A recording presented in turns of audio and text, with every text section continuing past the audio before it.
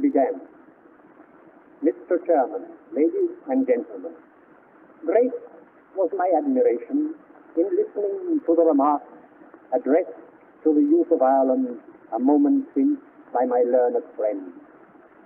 It seemed to me that I had been transported into a country far away from this country, into an age remote from this age, that I stood in ancient Egypt, and that I was listening to the speech of a high priest of that land, addressed to the youthful Moses. His listeners held their cigarettes poised to hear, their smoke ascending in frail stalks that flowered with his speech. Noble words coming.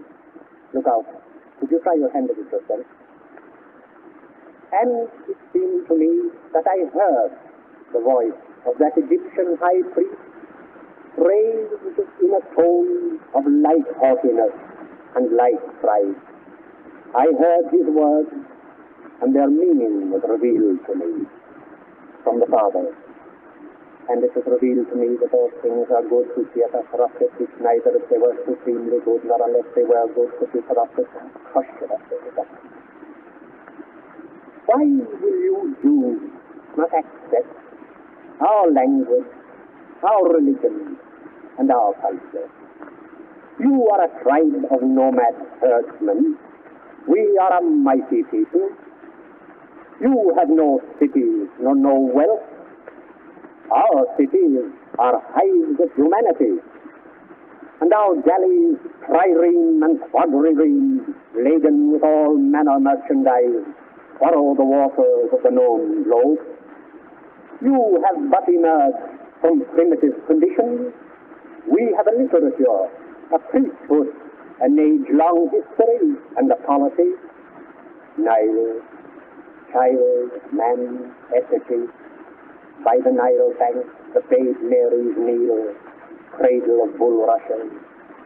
A man supple in combat, stone-horned, stone-bearded, heart of stone.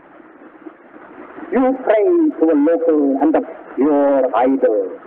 Our temples, majestic and mysterious, are the abodes of Isis and Osiris, of Horus and Amun-Ra. Yours serfdom, awe, and humbleness, ours thunder and sea. Israel is weak, and few are her children. Egypt is an host, and terrible are her arms. Vagrants and day laborers are you called. The world trembles at our name. A dumb belch of hunger cleft his speech. He lifted his voice above it boldly. But, ladies and gentlemen, had the youthful Moses listened to and accepted that view of life, had he bowed his head and bowed his will and bowed his spirit before that arrogant admonition, he would never have led the chosen people out of their house of bondage, nor followed the pillar of the cloud by day. He would never have spoken with the Eternal on Sinai's mountain top, nor ever have come down with the lights of inspiration shining in his countenance and bearing in his arms the tables of the law, graven in the language of the outlaw.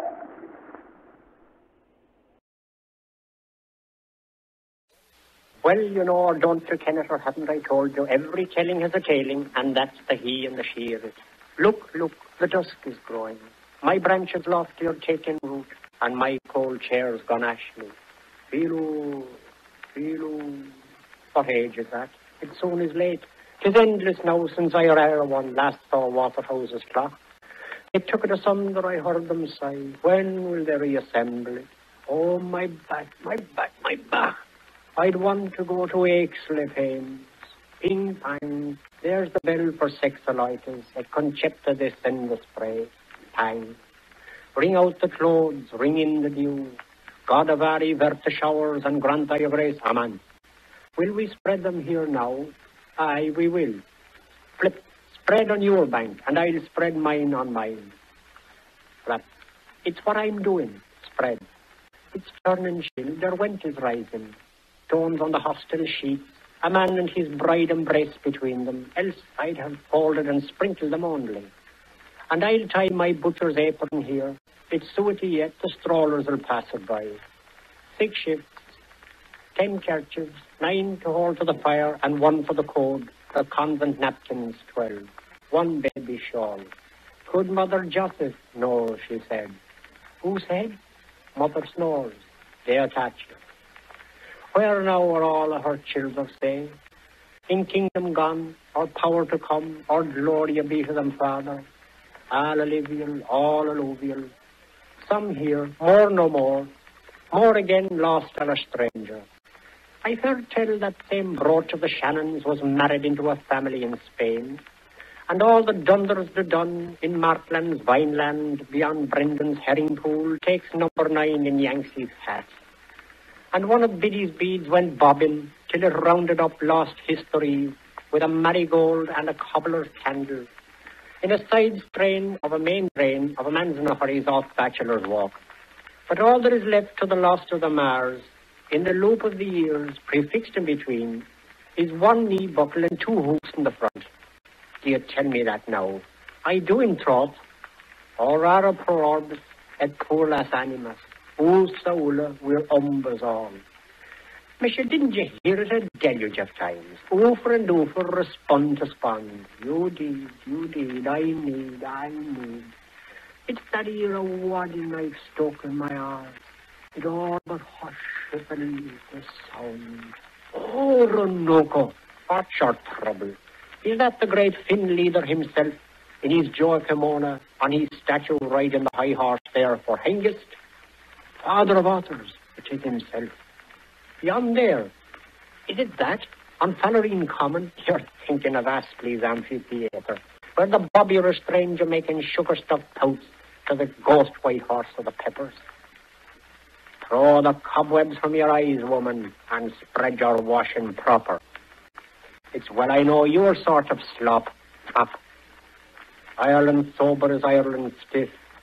Lord, help you, Maria, full of grease, the Lord is with me. Your prayers. Aye, Sanso, Madam Angot. Were you lifting your elbow till his glazy cheeks in Conway's Carrigal-Curragh canteen? Was I what? Hobbledy hips? Flop.